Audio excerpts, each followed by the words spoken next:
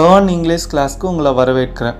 இன்றைக்கி நம்ம பார்க்க போகிற டாபிக் ரொம்ப இம்பார்ட்டண்டான டாபிக். அது என்னென்னா, பேச்சு வழக்கில் நம்ம பேசும்போது இன்பிட்வீனில் வர வேர்ட்ஸ் தான் நம்ம இன்றைக்கி பார்க்க போகிறோம். அதுலேயும் மோஸ்ட்டாக நம்ம யூஸ் பண்ணுற word otherwise and that's why. அதர்வைஸ்னால் இல்லை என்றால், தட்ஸ் வைனா அதனால்தான். இது எப்படி யூஸ் பண்ணுறது, இதை வச்சு எப்படி சென்டென்ஸ் மேக் பண்ணுறதுன்னு பார்க்கலாம் வாங்க. Otherwise example, you sent otherwise I sent. நீ அனுப்பு, இல்லை என்றால் நான் அனுப்புகிறேன். இதை விட நம்ம பேச்சு வழக்கில் சொல்லும் போது ஃப்ரெண்டுக்கிட்ட நம்ம சொல்லுவோம், நீ விளையாடு, இல்லைன்னா நான் விளையாடுறேன். அது எப்படி நம்ம இங்கிலீஷில் சொல்லணும்னா, you play otherwise I play. அவ்வளோதாங்க அதர்வைஸு. நீ விளையாடு, இல்லாட்டி நான் விளையாடுறேன். நீ போ, இல்லாட்டி நான் போகிறேன். You go otherwise I go. That's it. இது ரொம்ப ஈஸியாக நம்ம பேசலாம், ஈஸியாகவும் சென்டென்ஸ் மேக் பண்ண முடியும். ஸோ பேச்சு வழக்கில் நம்ம ஈஸியாக யூஸ் பண்ணிக்கலாம். அவ்வளோதான் ஃப்ரெண்ட்ஸ். நெக்ஸ்ட்டு போகலாம். தட்ஸ் வை, அதனால தான்.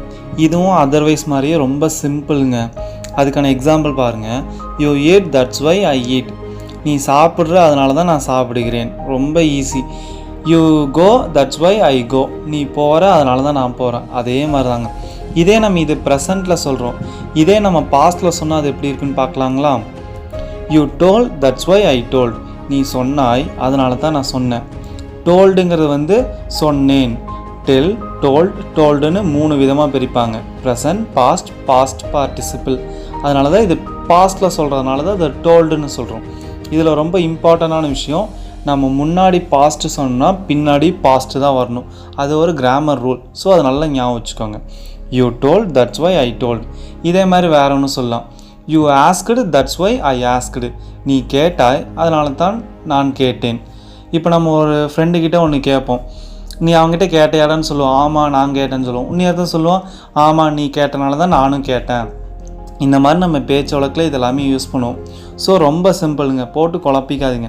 சிம்பிளாக பார்த்தீங்கன்னா ரொம்ப நமக்கு சிம்பிளாக தான் இருக்கும். ஸோ அதர்வைஸ்னு என்னென்னு பார்த்துட்டோம், தட்ஸ் வைன்னு என்னென்னு பார்த்துட்டோம். இதை நீங்கள் நல்லா ஒரு எக்ஸாம்பிளோடு பார்த்தீங்கன்னா உங்களுக்கு நல்லா ஈஸியாக புரிஞ்சிடும். பேச்சு வழக்கில் பேசுகிறதுக்கும் ஈஸியாக இருக்கும். தேங்க்யூ ஃபார் வாட்சிங் ஃப்ரெண்ட்ஸ்.